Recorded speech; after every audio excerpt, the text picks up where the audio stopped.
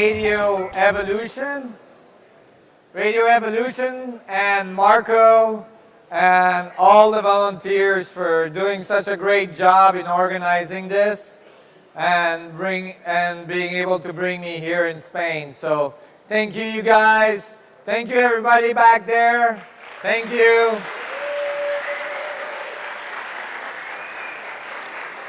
Doing an excellent job.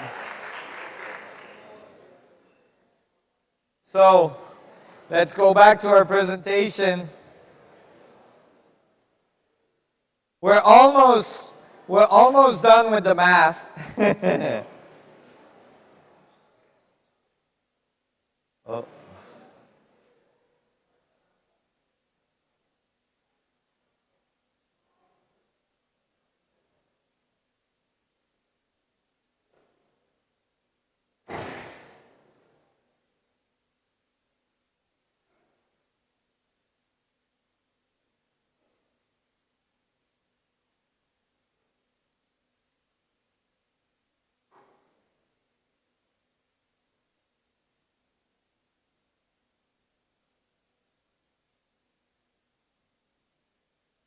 Okay. So, did you all experience your vacuum self during the break?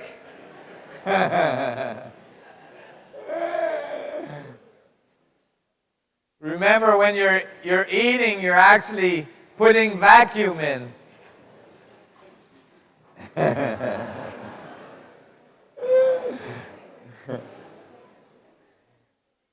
This, in one way, I'm not kidding, because this might be, there's Brahmins and masters that have now come forward that have not been eating for many, many years. And when I was in the van, I barely ate for years. And,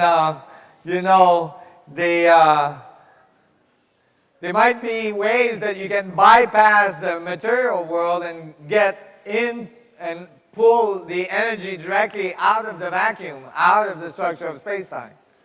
This may explain why these people can do that. But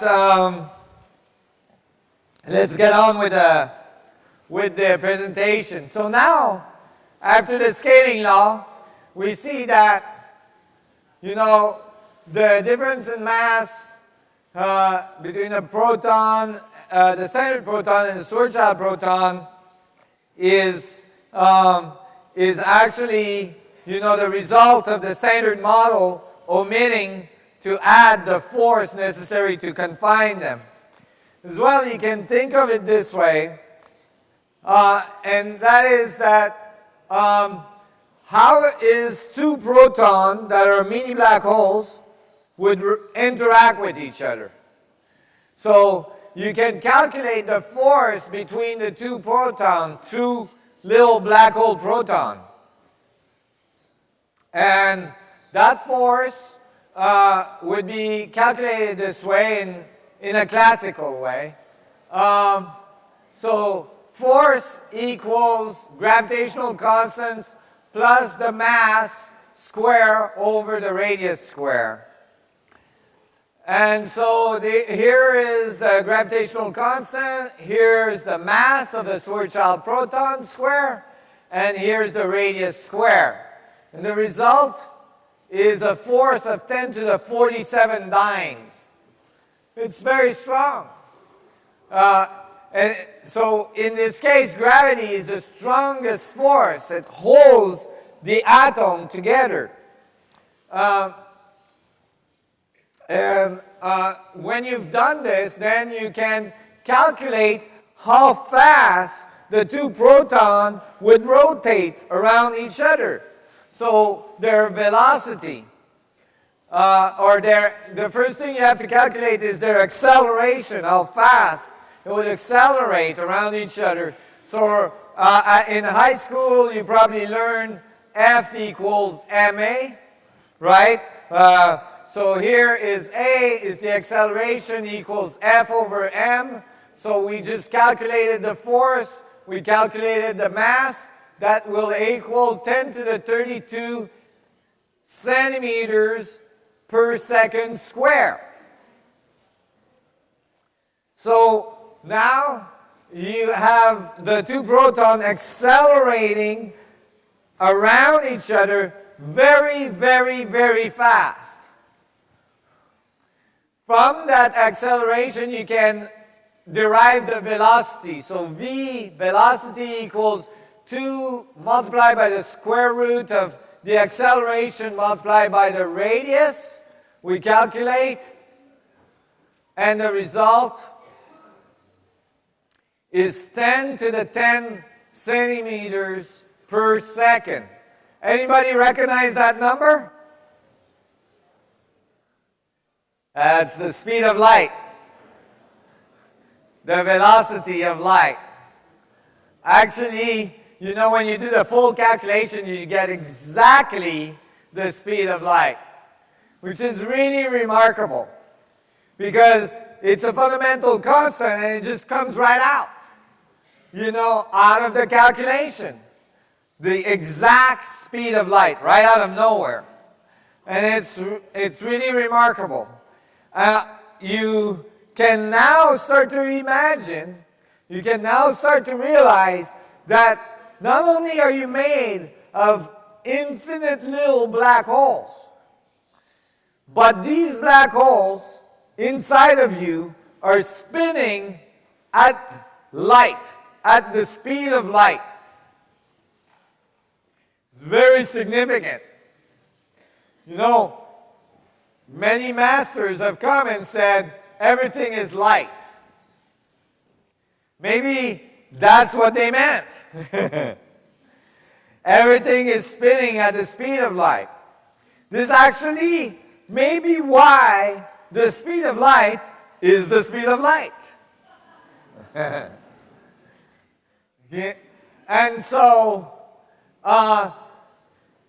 you can actually visualize that all of your atoms not only are little teeny black holes, but they're spinning extremely fast. You are a light body. And the reason I'm telling you all this is because, you know, many spiritual people have a tendency to think that in order to be spiritual, you have to escape the material world.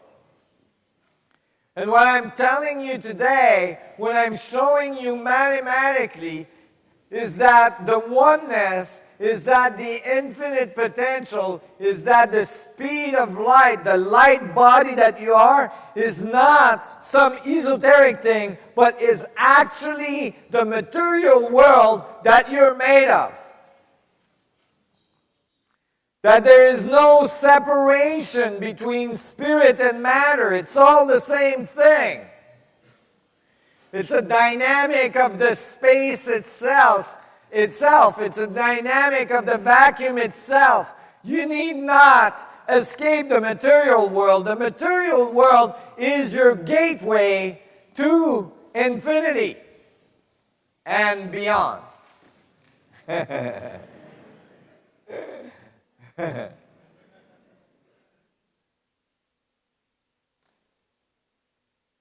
Because that separation between spirit and matter has created a large fraction, a large chasm in our society.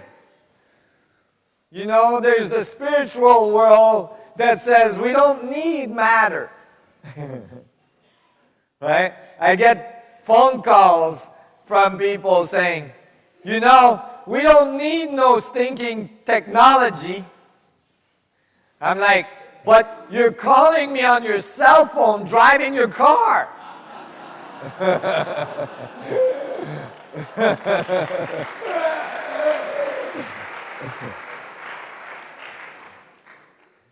And I have the physicist saying, I was in a physics conference and one group of physicists from England came and they were a little bit in shock when they came to this conference because it was a conference in California and instead of chairs, they had big, exercise balls, Because physics conference can be quite boring and so people fall asleep. But when you were sitting on these balls, you could not fall asleep.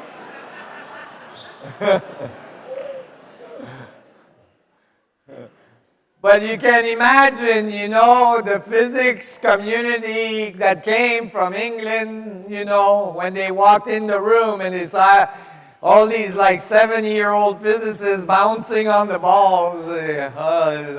Oh, we're in California. And I was, you know, a friend of mine was presenting about consciousness and physics, and, you know, one of them said, well, you know, our theory does not require consciousness. And I was like, do you realize you just insulted yourself? Of course it requires consciousness. You wrote it. You know. Right? So it's a problem because we've got some people that say we don't need consciousness, we don't need spirit, and the other people are saying we don't need matter, and guess what? It's all the same. It's all one. It's this fundamental field that produces a learning structure in space-time that makes up all of the material world, which is an expression of the structure of space-time itself, learning about itself. This is why matter evolves. It doesn't just sit there and do nothing. It actually evolves. It moves together. It tries and it organizes in many complex ways and produces amazing, amazing worlds. So it's not separated, and that has to go away. The monks that says we don't need the material world have to come and understand the material world is spirit, and the physicists and scientists that say we don't need spirit have to realize that the material world is spirit. It comes together. What is spirit? Spirit is all of the information of all things present in everything. Right? Which I give you an equation to prove to you that it is so. So, the speed of light comes out. Remarkable. Think of yourself as this light body. You are a light body. Imagine, it's because from the frame of reference of your size, it's your relationship to size that's confusing you. Because of the size we are relative to the scale, we're sitting around going, you know, there's not much going on around here. Right? We're on a planet that's spinning, goes thousands of miles per hour through space, that's going around the sun, and it's going thousands of miles per second through space, which is going around the galaxy, which is, this thing, we're hurling through space right now. Unbelievable dynamic is occurring right now. And we don't see it because from our perspective it's like, oh yeah, the sun came up, you know. Oh yeah. Kind of going slow, right? And then from our perspective, we see the atom, we say, oh, you know, there's not really much happening there. These things are black holes spinning at the speed of light. Super dynamic world that's embedding the structure of space-time. You know, we teach children that our planet is going around the sun like this, in a circle. That's not the case. We should never, ever, ever teach that to children. In my school, we had a sun. We had this little machine, this little device. We had the sun in the middle with the earth and the moon, and we had like a little thing we turned on the bottom, and it would go around like that to show us what the solar system looked like. Did you have that in your schools? This is completely wrong. That would be like saying to children that the earth is flat. It's not true. Why? Because our sun is moving through space at 3,000 miles per second. So as the planets are following the sun, they're making this huge spiral through space. And so after a year of the earth spinning around the sun, we're not anywhere close to where we were a year ago. We're millions, billions of miles away.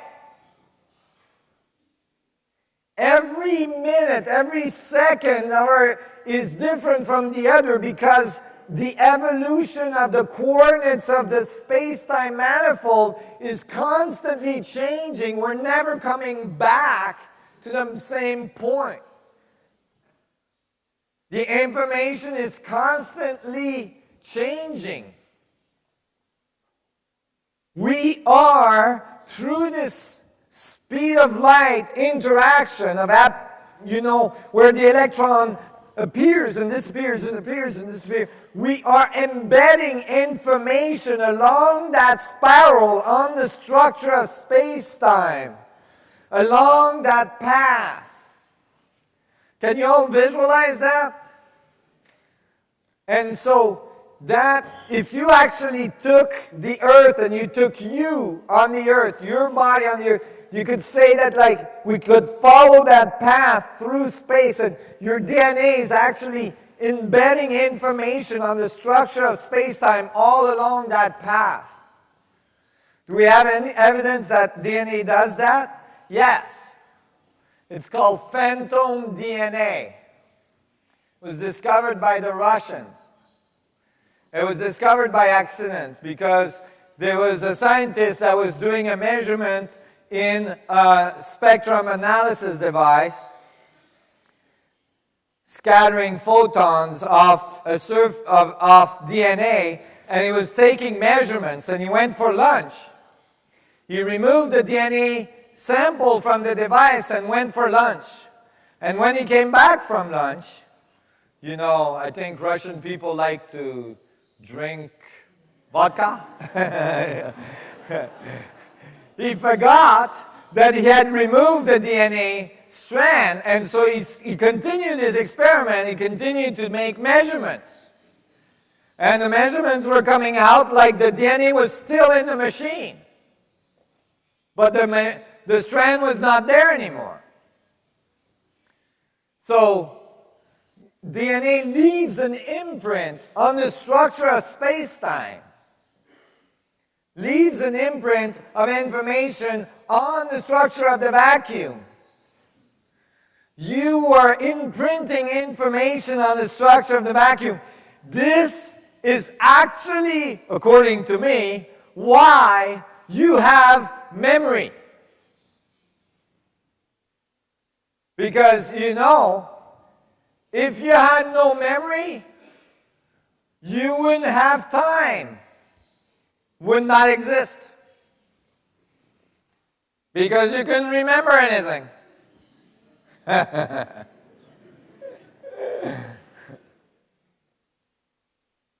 So, actually, memory, which has not been identified in the brain, people are trying to figure out where memory is in the brain. A lot of scientists are trying to identify where is consciousness in the brain.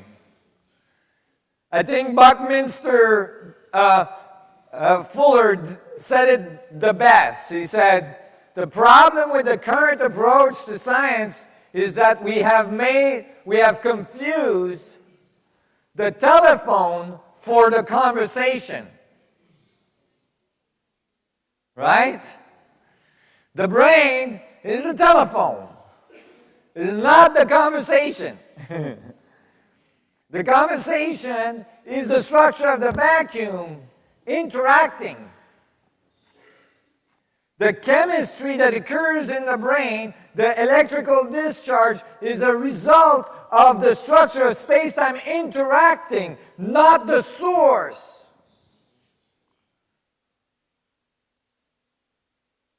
And that's why, if, there is disturbance in our field, in our emotion, then chemistry starts to change in the brain.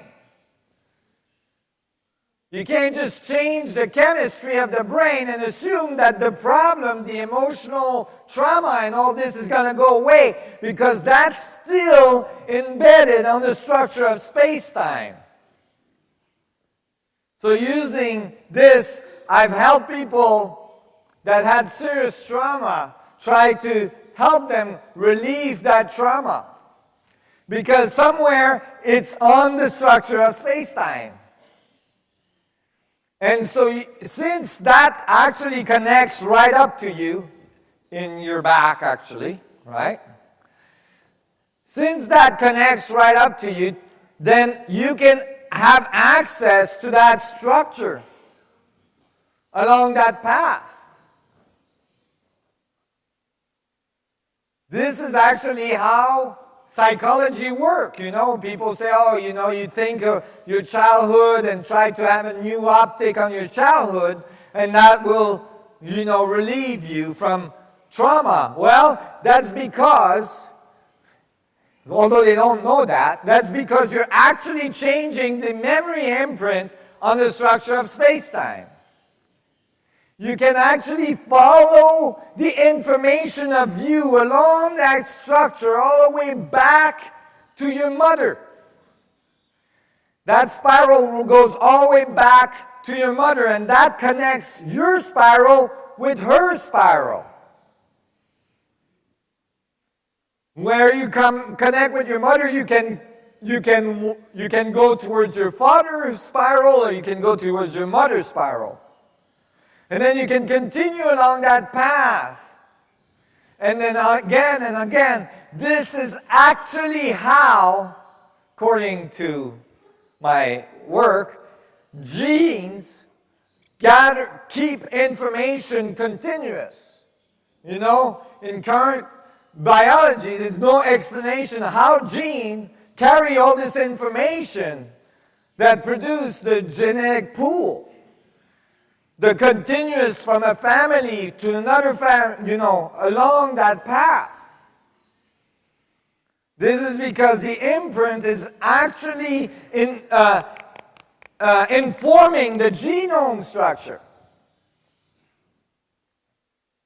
So along that path, you can actually go with your consciousness, and I've been able to help people do that, because if you actually understand the correct mechanics of that path, you can follow it, and along it, you can change your relationship to an event. You can change the geometry. So if there was an event that was traumatic, you can actually experience the event from a different angle. For instance, for canceling the event completely, if somebody did something wrong to you, you can experience the event from that perspective, from the person that did something to you. And there you're going to experience maybe their fear and their trauma and all this. And then that will cancel your experience, and all of a sudden, all of the information moving forward back to your present will change. And as a result, I've had people like have, you know, healing almost instantaneously on the spot. Release like trauma that has been there for the whole life. And as you change this, it's going to change it forward to your present, and that will change the information moving forward to your future, because now it's changed. And from that moment, you can change that information all the way back as well, because when you change it, it's going back in that spiral. Now you're changing generation of information throughout time.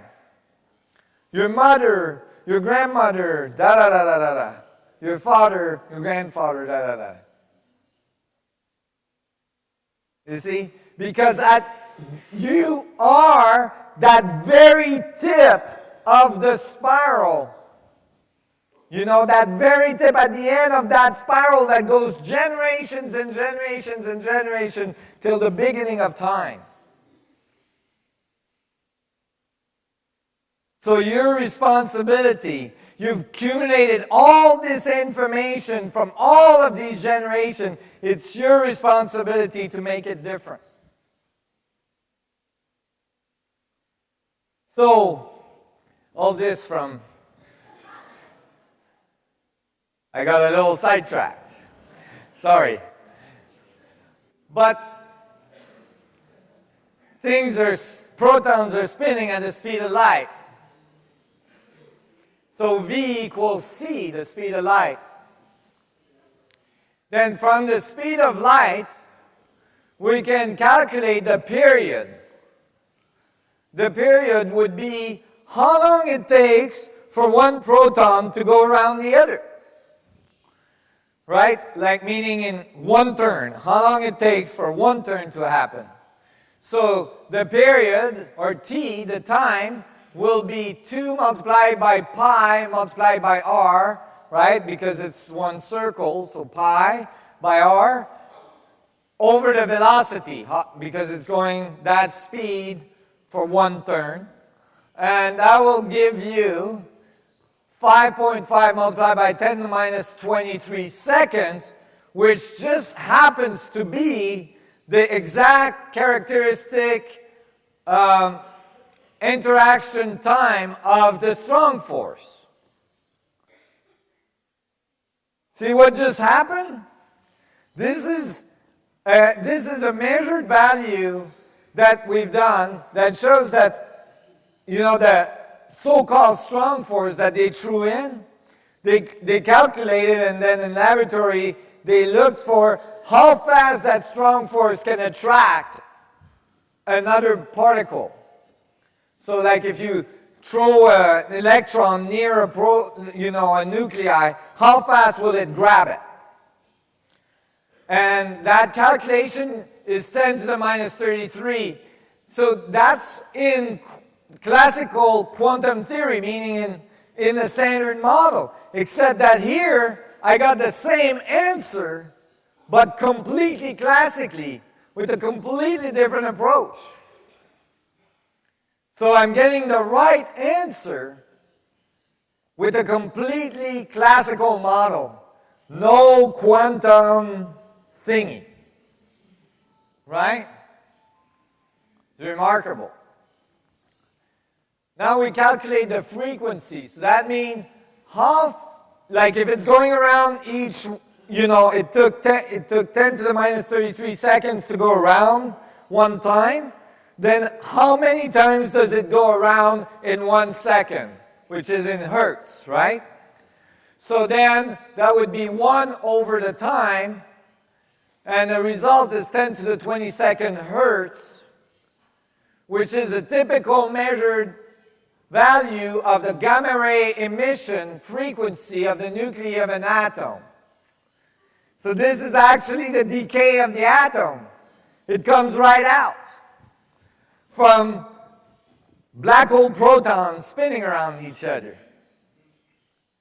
No quantum theory again. Very simple. You're getting the right answer with a very simple mechanical approach to the atomic world. And when I say simple, mechanical, no quantum theory, some people get disappointed. They're like, well, I like quantum theory. Because a lot of people look at quantum theory as like, wow, this is a theory that actually has a possibility for esoteric understanding of consciousness and all this. But I want to make clear that although this model is classical and mechanical, which is, Einstein didn't believe in quantum theory. He thought there must be some classical mechanical way to describe the atom. It's not some really crazy esoteric object that you can't visualize and da-da-da-da-da, like in quantum theory. Although it's treated classically, you're dealing with a mini black hole. which has infinite potential. You're dealing with a very, very amazing esoteric object that has infinite connection to all the things in the universe. So it's not boring. Mechanical and classical is not boring. Mechanical is actually completely nonlinear. It's just that we've confused our little mechanics of our cars and our devices with the mechanics of the universe, which is quite different. Mechanics in the universe is quite different. Let me give you an example. Something that seems to be obvious, right? You're going to say, the mechanical function of my hand moving from here to there. Sounds pretty simple, right?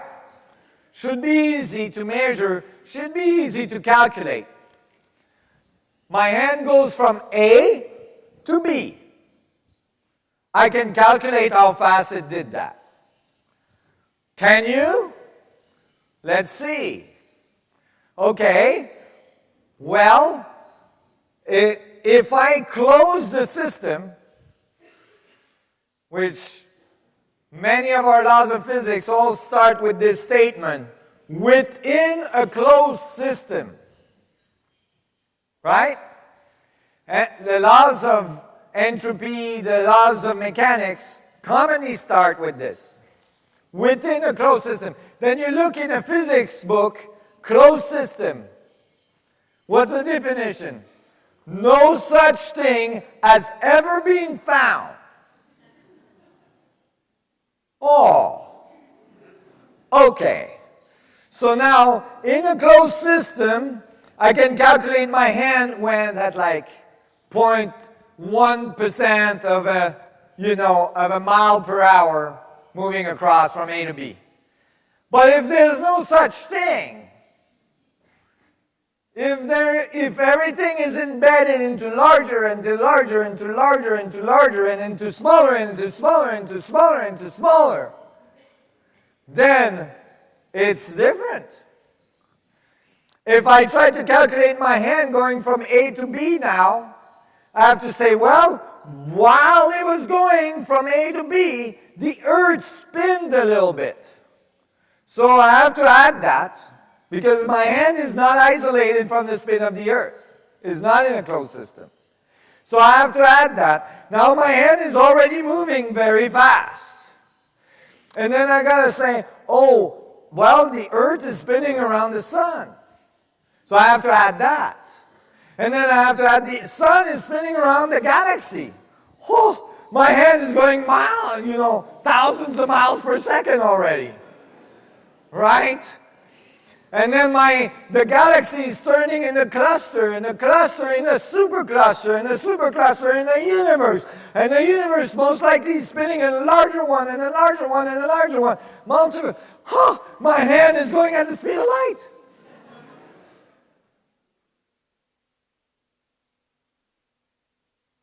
You see, mechanical functions are not so boring.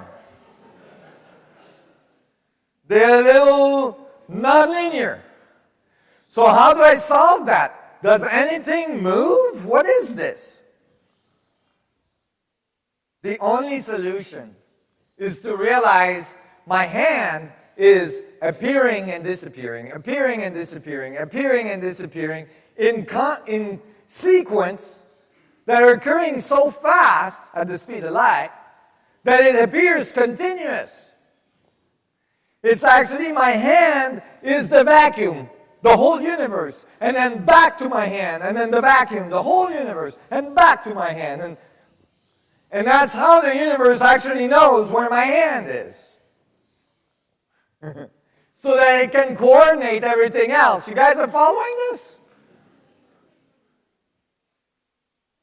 So, my hand is actually it's just like a movie, right? You have a frame and then you have a space, and you have a frame and you have a space. But when you run the movie fast enough, you don't see the spaces, you just see the movement continuous. Well, this is happening at the speed of light, so there's no way you're going to see the spaces.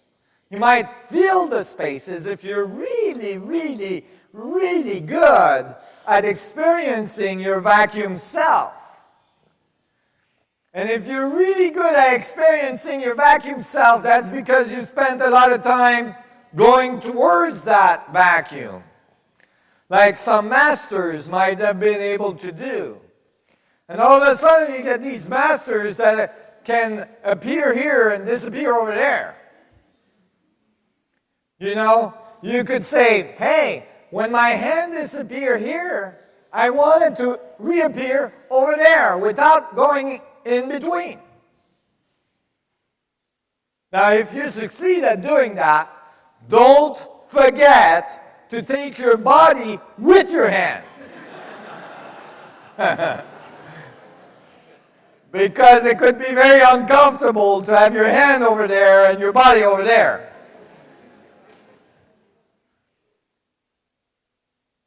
But you know, telekinesis, moving object at a distance, all these things start to make sense. And that's why I was saying mechanical functions are very amazing, very esoteric, very remarkable. They imply infinities, nonlinear function, relationship between all things connected. So, I got sidetracked again. Now, there's another calculation we could do with this model. And that is to calculate the anomalous magnetic moment.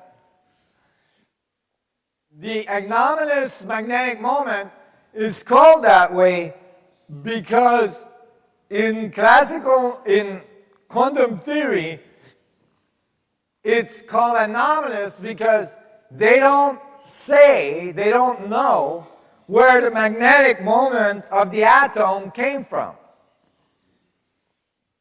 It's remarkable. You would think we know that. You know, ultimately that means, if you push it a little bit, ultimately that means that if you ask a physicist, where does electricity comes from? He can't really tell you.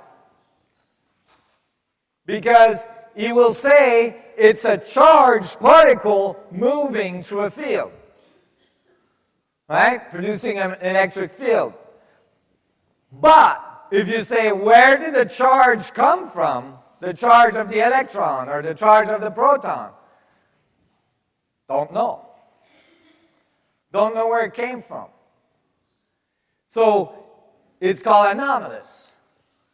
Well, what we did is we took a little proton and we did a really, really rough calculation. Okay, we're going to improve on that calculation.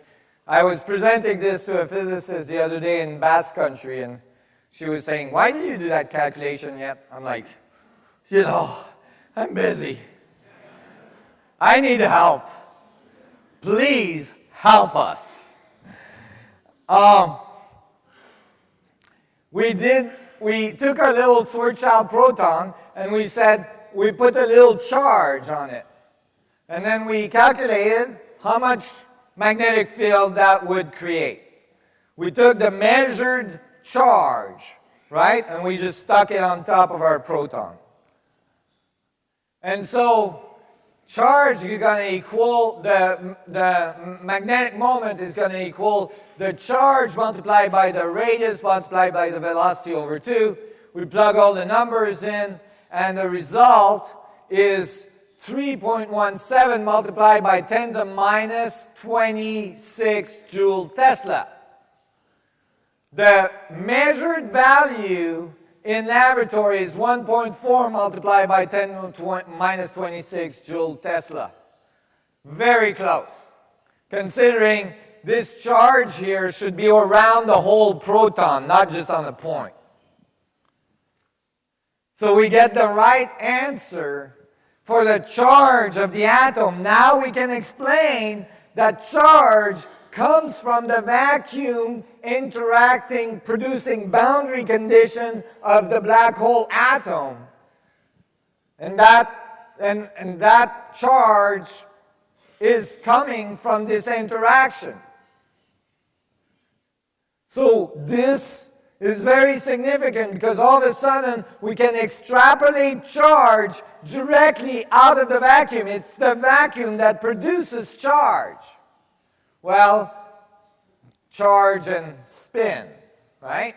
The two combine, producing the magnetic moment. Does anybody see a possibility here? All of a sudden, we have found the source of charge. And the source seems to be an energy density of 10 to the 93 grams per centimeter cube. Meanwhile, on little planet Earth over here, people are walking around going, dude, there's not enough energy for everybody. We gotta fight for it. We got a war. I need that energy. Meanwhile, every single atom in the universe is extracting it directly from the vacuum using spin.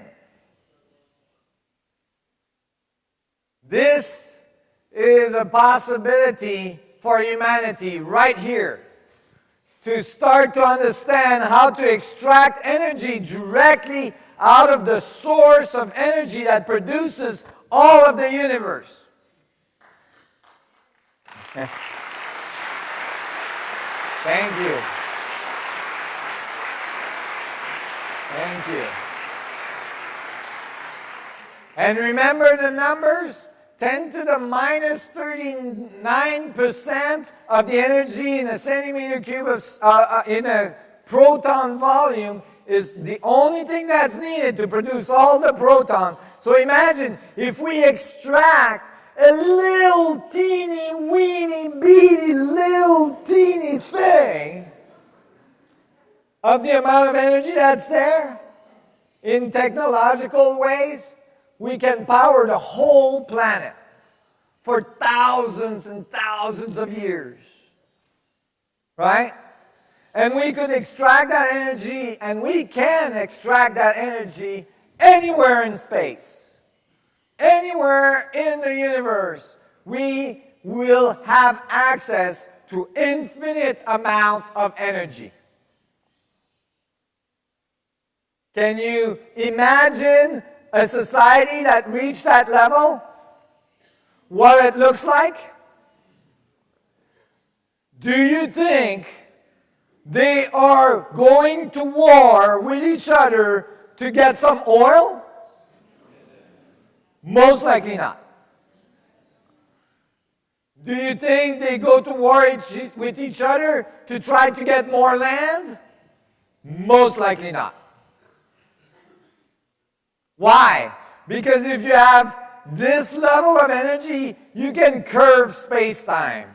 You can produce wormholes. You can make black holes in laboratory.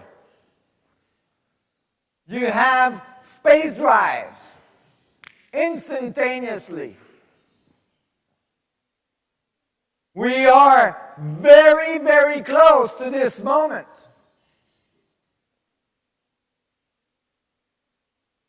You would be surprised what goes on in laboratories around the world.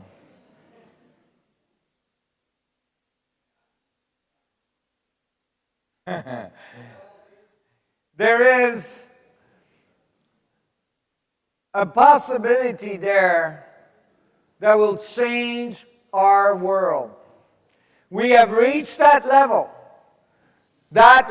in which a society must come off the surface of their planet. Why? Planets are not a good place to hang around for too long. They're not stable. Cosmologically speaking, you got a pretty short amount of time to get your you-know-what together and get off. Right? I'm not the only one saying that anymore, you know. Now, this is the second time it's mentioned. It makes the news every time. Stephen Hawking has been saying we have to get off the surface.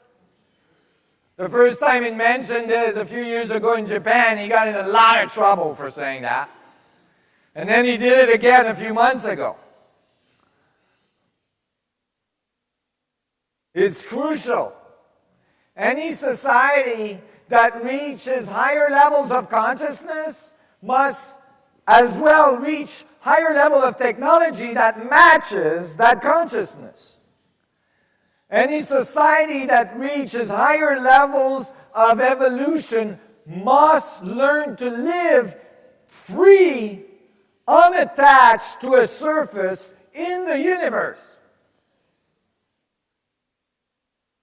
Because planet change and very little change makes big difference for little humans on it. You know, it's remarkable that we're still here. People don't realize, again, it's a thing of scale. The earth is like a little grain of sand beside the sun, a little teeny weeny thing. And the sun has sun flares. It blows sun flares all the time. And it goes through periods of time where it blows really big sun flares. And the Earth atmosphere is like if you took a billiard ball and you painted a little shellac on it. You know, you just paint it like you paint on your deck, right? That's actually the thickness of our atmosphere. Okay?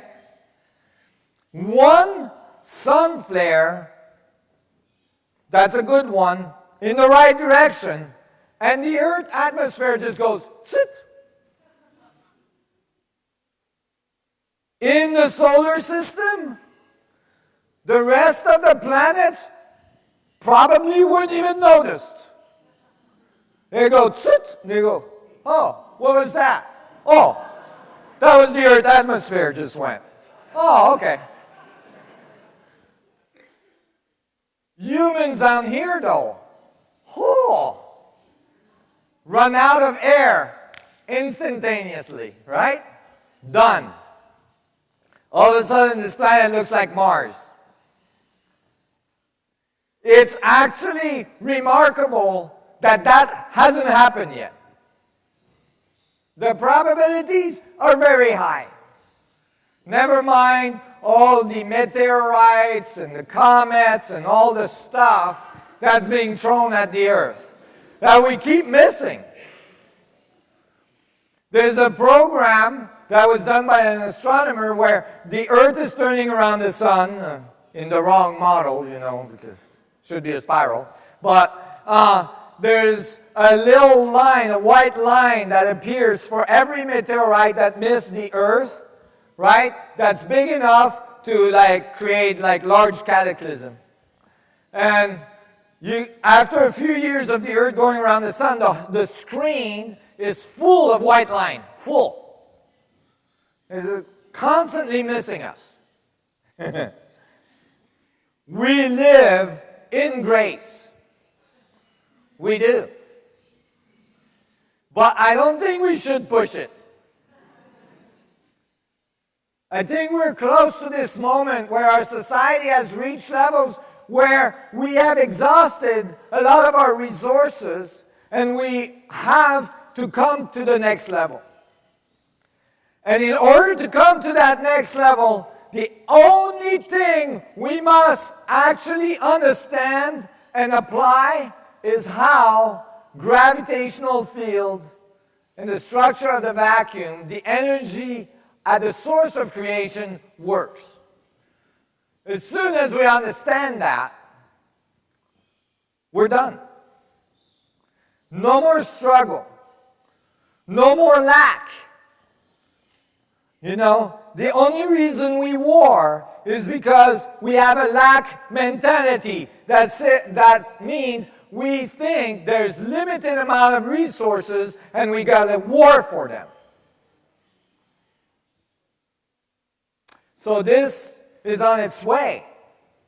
The only problem, the only hic, is will we, as a morphogenic field, be able to actually make that transition? It's a very, very difficult transition.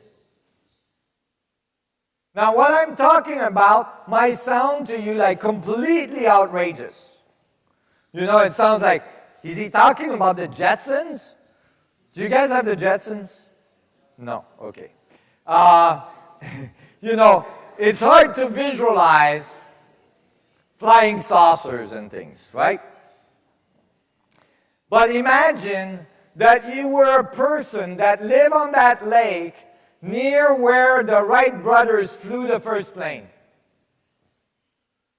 And you went to that person, like a person came to you, 2 weeks before the Wright brothers flew the first plane and told you in 2 weeks, these people are going to come here and they're going to take an object that weighs thousands of pounds and they're going to fly it through the air just by pushing the air around it. You would have said, no way. No way. And in fact, all of the physics community of the time all said, no way. There's all sorts of articles you can get from that time of very prominent physicists all around the world saying, there's no way you can do that. And for almost 5 years, the physics community around the world said that the Wright brothers flying plane was a hoax. Because all calculations show that you could not do that. It sounded like exactly what I'm talking to you about at the time. It sounded like free energy. The idea that a system can produce enough power in the wind around it to lift its own weight sounded completely outside of the physics possible. They didn't notice that birds were flying over their head.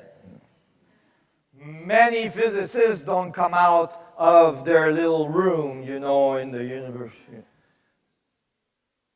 So, this is where we're at.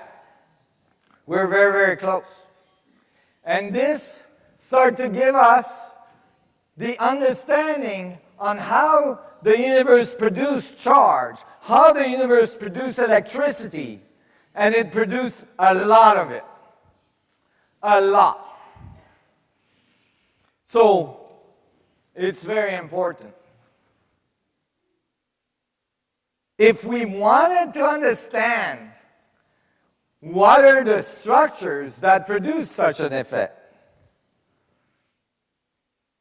if we wanted to actually start engineering a device that made that power, that could tap into that vacuum, we would have to understand exactly how the vacuum structure produces that charge. Now we know that most likely from these equations, the vacuum structure does produce it. So how does it though?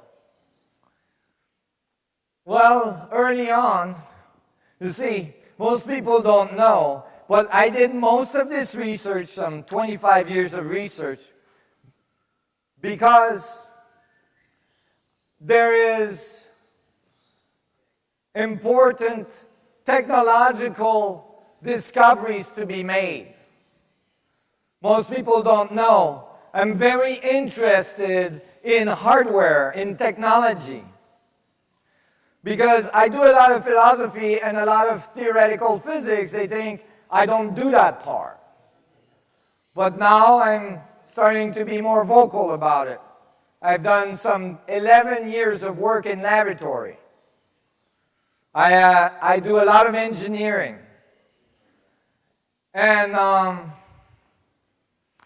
in order to understand how to build such a device, I had to understand what are the fundamental mechanics that allows the structure of the vacuum to produce a singularity, to produce a point of infinite density. Because if I understood these dynamics, then I could reproduce it in a laboratory.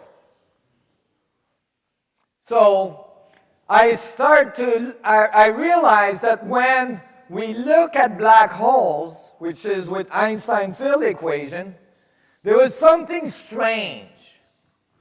That is, the way we were treating spin, rotation, was not quite right.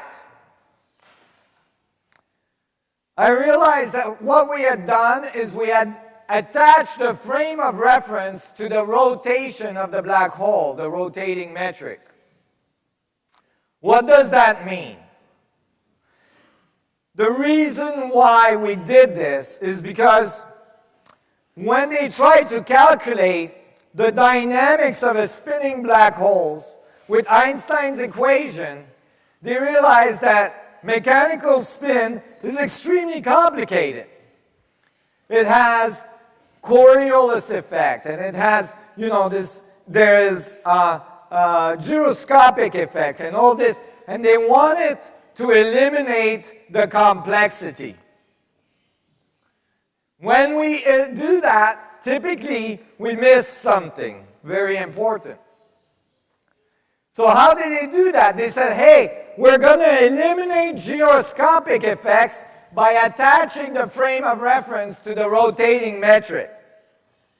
So what does that mean? Imagine you have a V8 motor here, okay, a large engine. And there's a shaft coming out of the engine. And the shaft is spinning at 5,000 RPM. And you're standing in front of that shaft, and in a great moment of stupidity, you decide to grab onto it. Too much testosterone or something. You will experience gyroscopic effects. You will experience the effects of spin. One of them is going to be your shearing. Shearing will be your skin flying away from you at high velocity. You will experience thermodynamic effect. That would be the smoke coming off your hands. You will experience those things. However, if I grabbed your frame of reference, if I grabbed you at the exact same time as you grabbed onto the shaft and spun you at the same rate, you wouldn't experience any of that. Right? But I could still say I'm accounting for spin because I can count how many times you went around. This is what they did. So what I said is that's not appropriate. We have to stabilize the frame of reference in the structure of the vacuum, meaning the vacuum is the frame of reference. And then the solution to Einstein field equation is different. So this is another paper I published with Dr. Rauscher. She helped me a lot with the math in there because those are much more complicated math, which I'm not going to go through with you today. So don't panic. But Dr. Rauscher and I wrote the math for this. It's the first paper I published. It's called The Origin of Spin. And it adds torque and Coriolis effect to space-time. It says, Einstein said that space-time curves to produce gravity. This new equation says when it curves, it curls. Like water going down the drain, and it produces spin. And so when we did that, then the solution, instead of a black hole looking like a sphere, it looks like a double torus. A torus is like a donut. You guys have donuts? Yeah, good. Whew.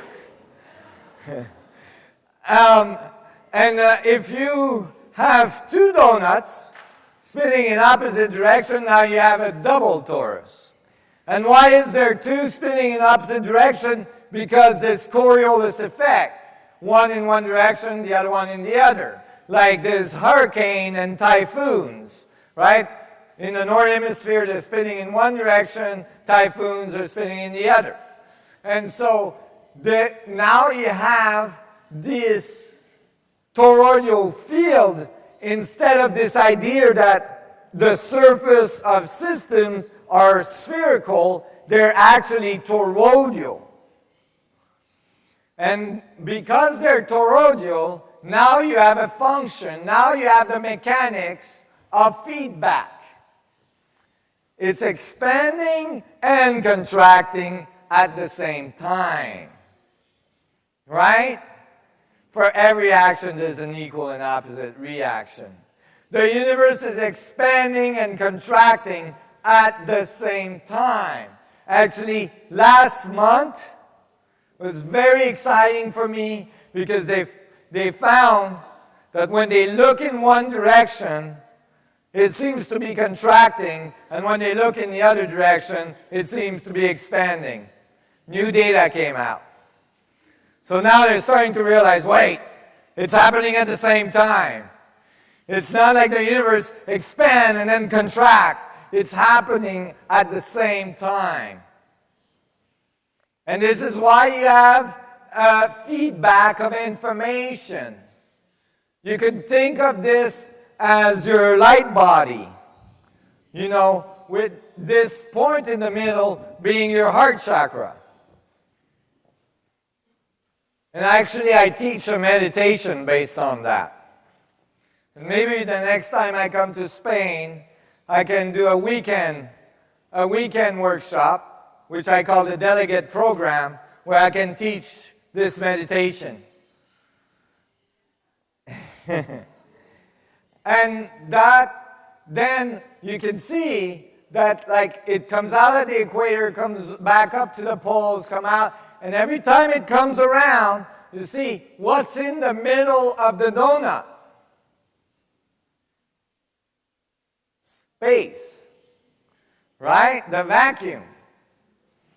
So, where you see, if this is the new solution to black holes, where the point of infinite density is space, is the vacuum. The vacuum is the infinite density. You all follow this? This is why the vacuum is connecting all the points, is because it can go to the middle. So it's always connected, it's never separated. You are the center of one of those double torus.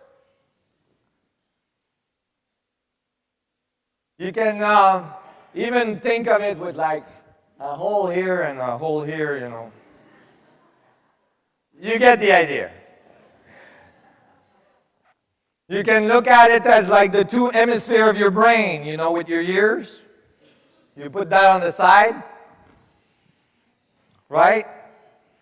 So, we are at that point where we find that this interaction here, you see, in order it comes out, the information goes back in, it informs the vacuum in the center, comes back out, goes back in, informs the vacuum in the center. You can think of these as the electron and the positron. It's like every little teeny atoms you're made of is like this. And interestingly, when you look at it from the top, it looks like the I Ching. ancient symbol. And you know, actually, I have a brand new animation. I did an animation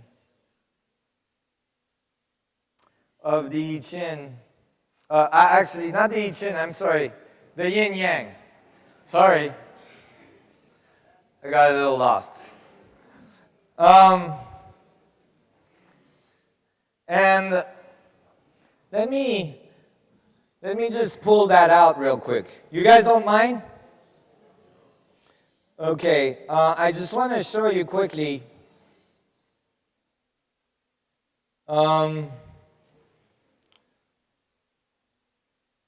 Let's see.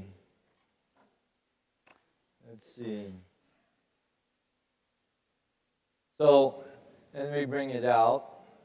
Can you all see that? This has been done just recently. Some of the first times I show it in public. It was in my brain for almost 25 years. I finally got it done.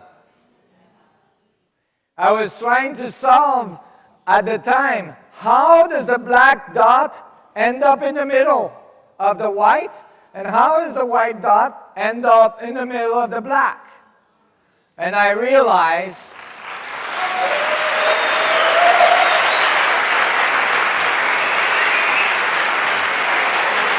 thank you.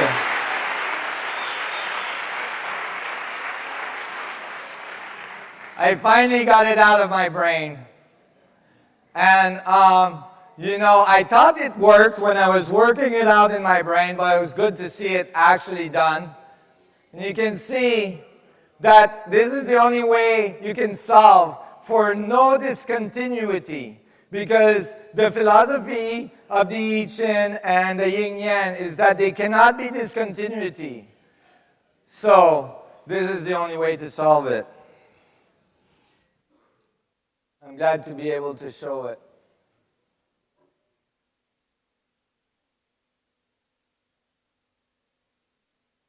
So we have to go for lunch.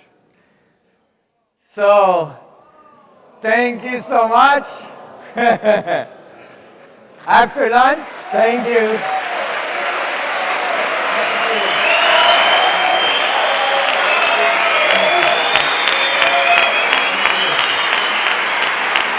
Thank you. Thank you.